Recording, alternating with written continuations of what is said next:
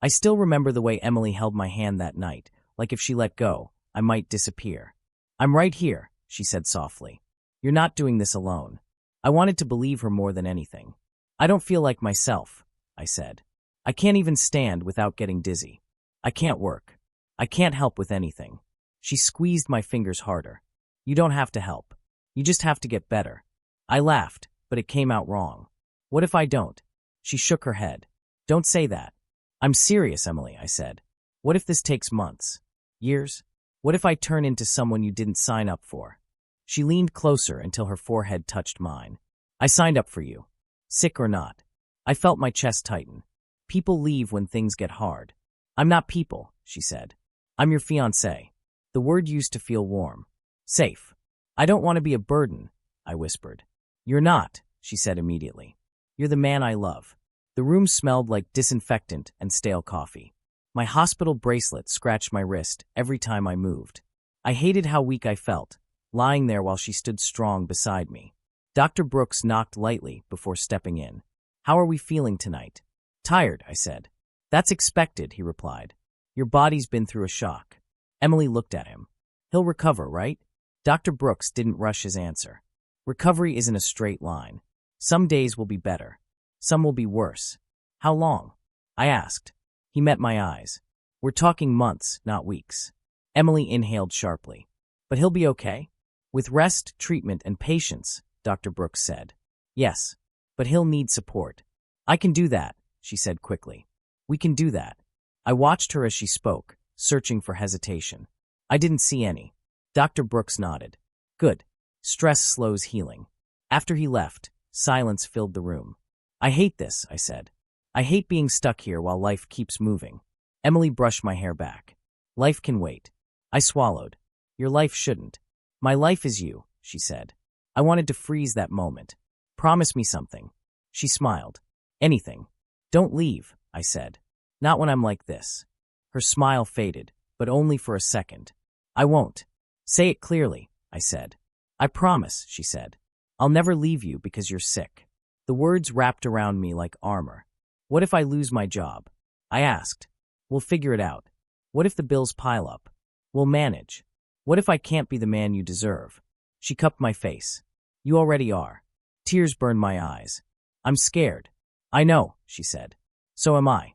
But fear doesn't mean we quit." She kissed my forehead gently. "I love you."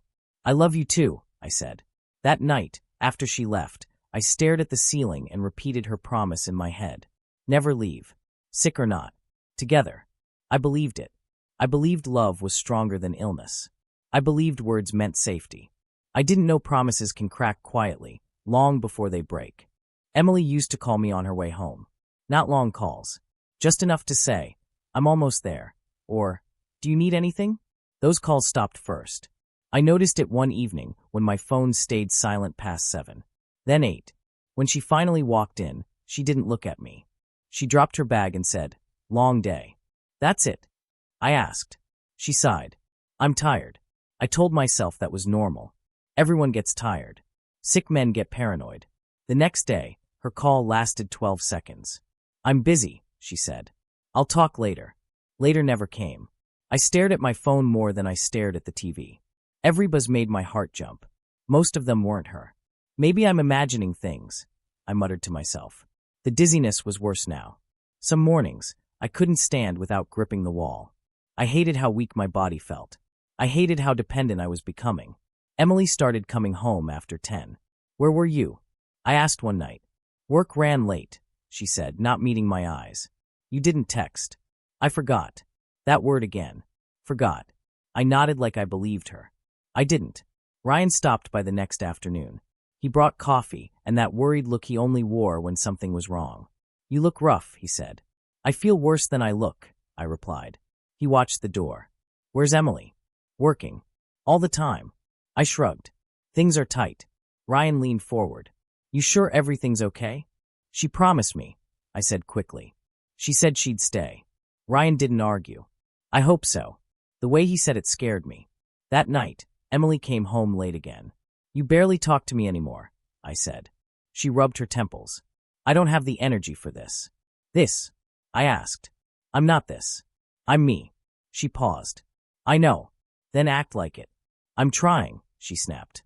I flinched. I didn't mean to upset you. I need space, she said quietly.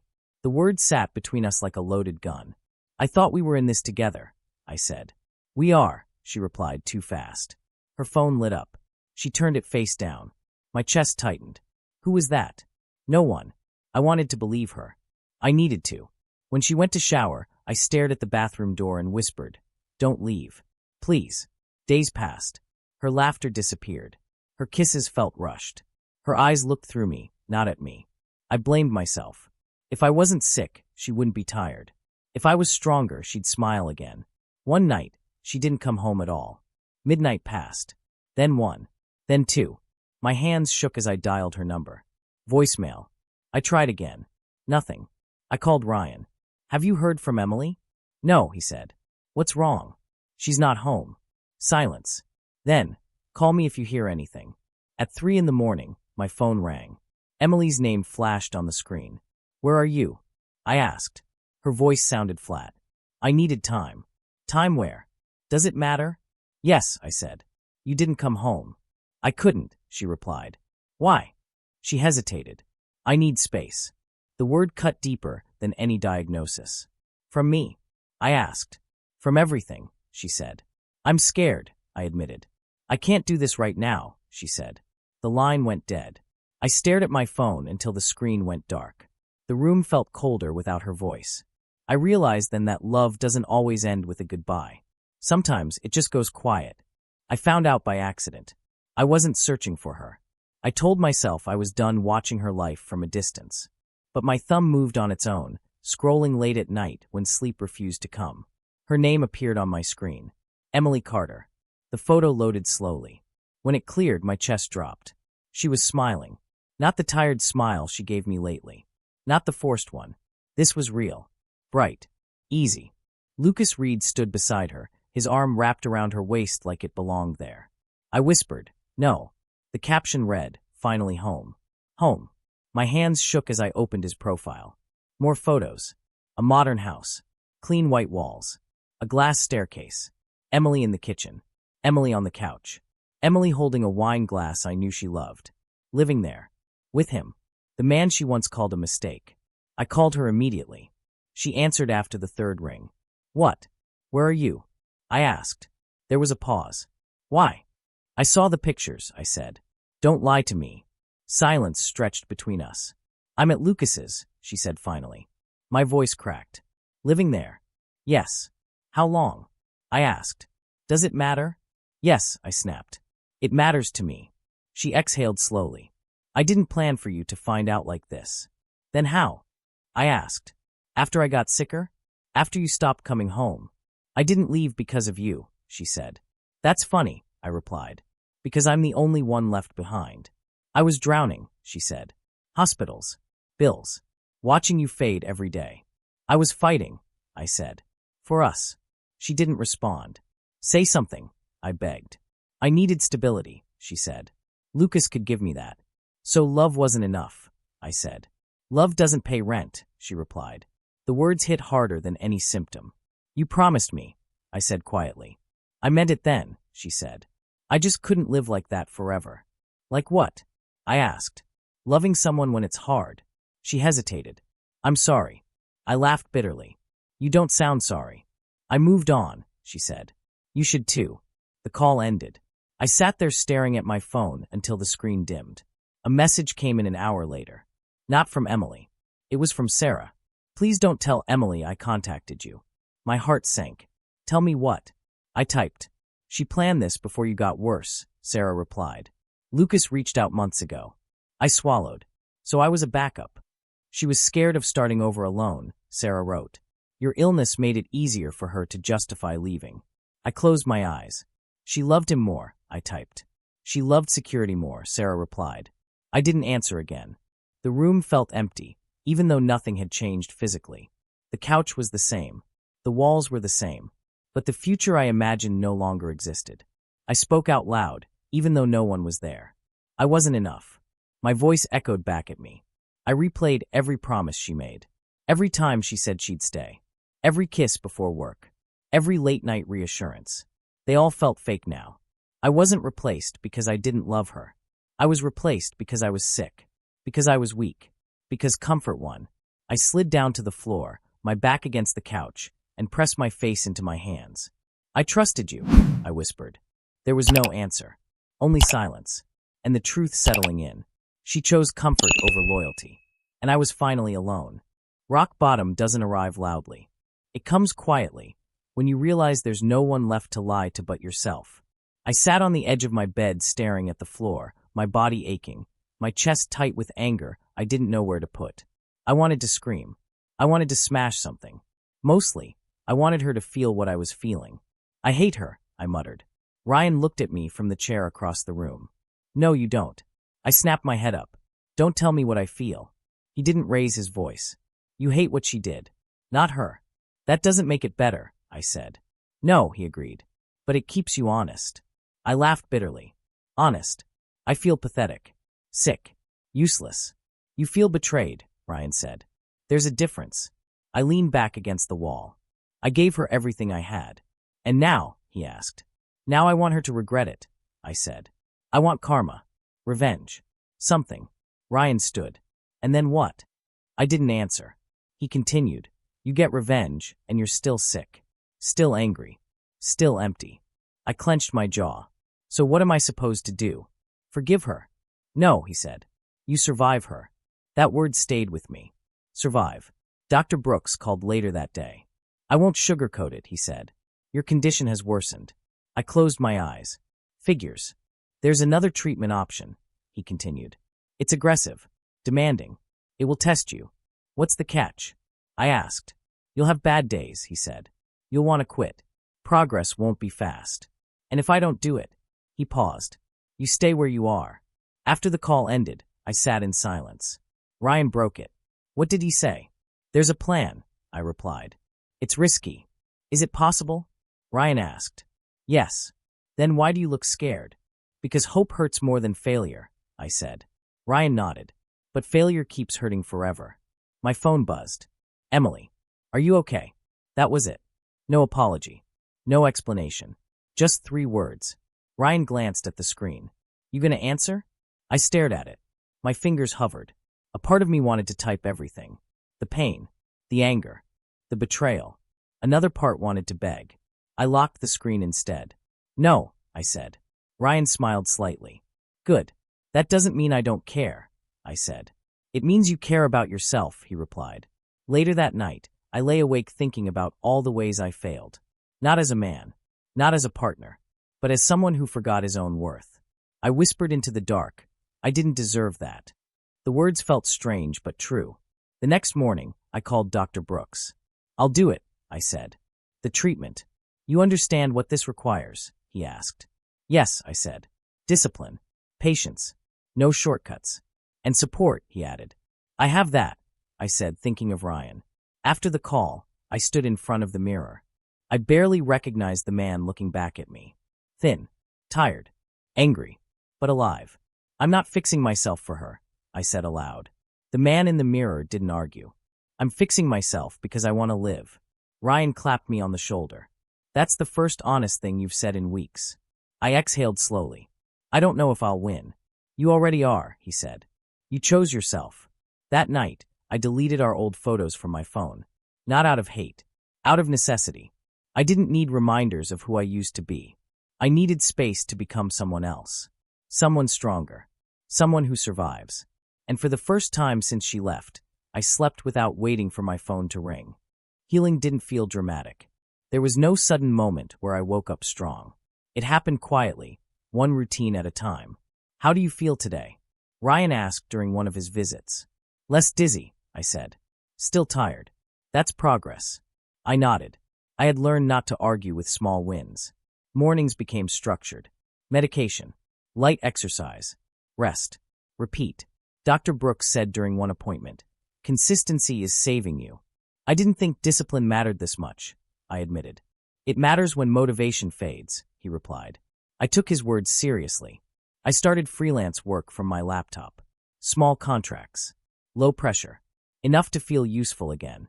Ryan looked over my shoulder one afternoon. You're getting sharp again. I never lost it, I said.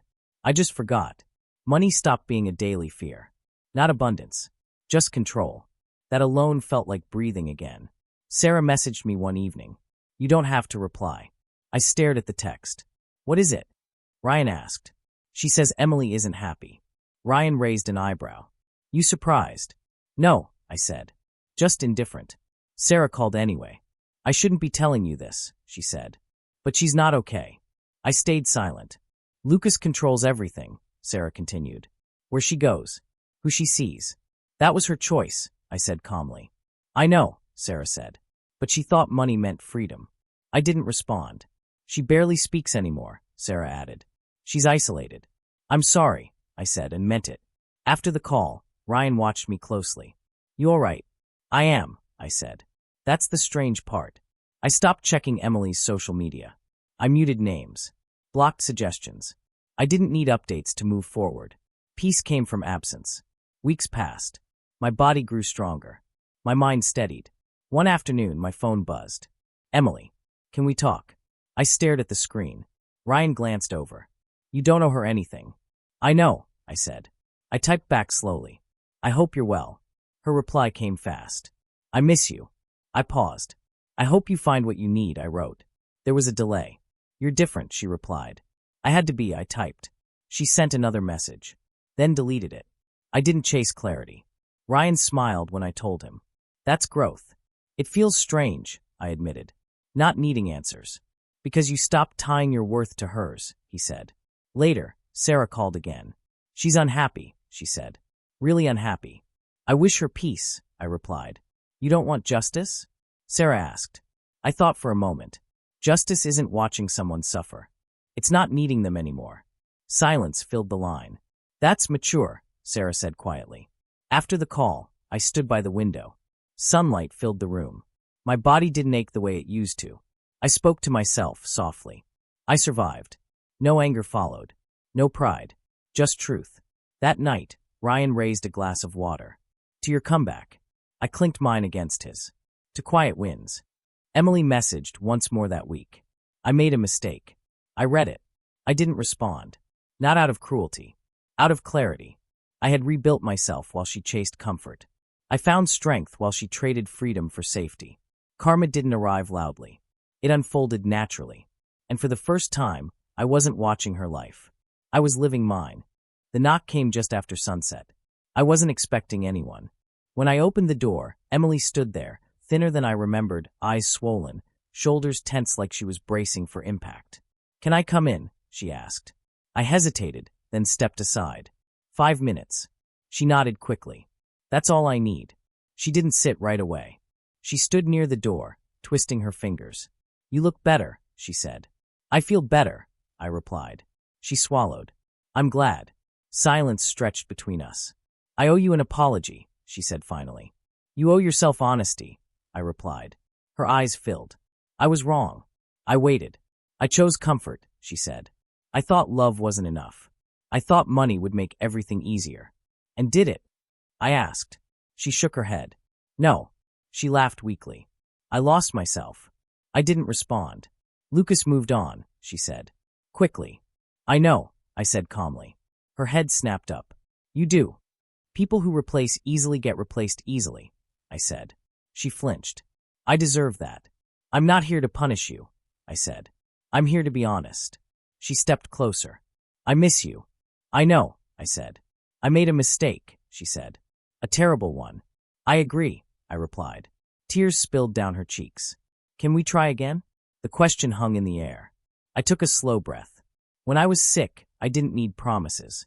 I needed loyalty. I was scared, she whispered. So was I said. I just didn't run. She wiped her face. I thought I was choosing survival. You chose escape, I said. She nodded.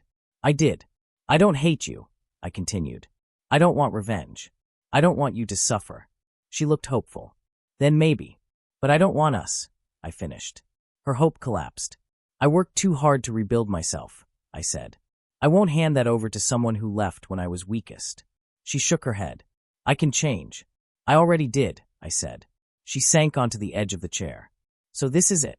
This was it months ago, I replied. You're just feeling it now. Her voice trembled. I thought you'd still be waiting. I shook my head. I stopped waiting the day I chose myself. She covered her mouth, sobbing quietly. I lost you, she said. Yes, I replied gently. You did. She looked up at me. Do you ever think about me? Sometimes, I admitted, but not with pain. She smiled sadly. That hurts more than anger. I know, I said. She stood slowly. I don't belong here anymore. No, I agreed. At the door, she paused. I hope you find someone who never leaves. I met her eyes. I hope you learn not to. She nodded once. Goodbye. Goodbye, Emily. I closed the door softly behind her. Not out of bitterness. Out of certainty. I stood there for a moment, listening to her footsteps fade. There was no triumph. No sadness. Just peace settling where chaos once lived. I walked back into my quiet apartment and realized something simple and final. She came back when I was no longer waiting, and that made all the difference. I didn't wake up one day feeling victorious. What I felt was steady. That's a good sign, Dr. Brooks said during my final review. Your recovery is stable. So this is it? I asked. No more bad news? He smiled slightly. Your body will always need care, but your mind is doing most of the healing now. I nodded. I understood that better than he knew. Ryan waited outside the clinic. You look relieved. I am, I said. Not cured. Just clear. He clapped my shoulder. That's stronger than cured. We grabbed coffee like we used to before everything fell apart. You ever think about her? Ryan asked carefully. I do, I admitted. Just not the way I used to. No anger, he asked. No, I said. No longing either. That's rare, he said. It wasn't easy, I replied. There were nights I replayed every moment, every promise, every lie. But those memories lost their grip when I stopped arguing with the past. I spoke out loud one evening, alone in my apartment. You taught me something. Not forgiveness. Perspective. Love without loyalty is just comfort wearing a mask. Ryan stayed my constant. He never pretended to understand everything, but he never left either. You saved me, I told him once. He shook his head. You saved yourself.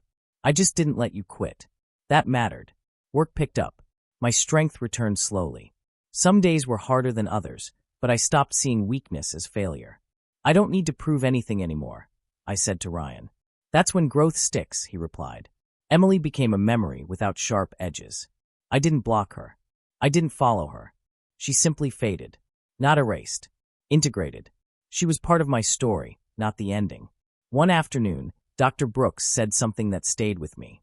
Trauma doesn't just break people, he said. It reveals them. I thought about the man I was when I got sick. Afraid. Dependent. Quietly begging someone else to choose me. I thought about the man standing there now. I don't need saving, I told my reflection. The mirror didn't argue. Ryan raised a glass during dinner one night. To second chances. I shook my head. To first priorities. He laughed. That too. I stopped waiting for closure from other people. I learned to give it to myself. The silence that once scared me became peaceful. I walked alone more often. Not lonely. Just aware. I noticed things again. My breath. My pace. My direction. One evening, I passed a couple arguing loudly on the street. I didn't feel envy. I felt distance. That used to be me. I thought about the moment Emily promised she'd never leave. I didn't curse it. I didn't romanticize it. I accepted it for what it was. A promise made by someone who didn't know herself yet. I forgave without reopening the door. That was the real victory. Ryan asked me once, would you take her back if she asked again? I answered honestly. No. Why not? He pressed. Because I already became the man she couldn't stay with, I said. And I like him. Ryan smiled. You should. I didn't win by watching someone else lose. I won by standing up when no one was watching. By choosing discipline over despair. By choosing growth over bitterness. By choosing myself without apology. The man who lay in a hospital bed afraid of being abandoned no longer exists. He taught me something important, though. Survival is not loud. Strength doesn't announce itself. Justice doesn't always look like revenge. Sometimes it looks like peace. I stepped forward into a future I earned, carrying no resentment, no regret, only clarity. I walked forward alone. And I was stronger.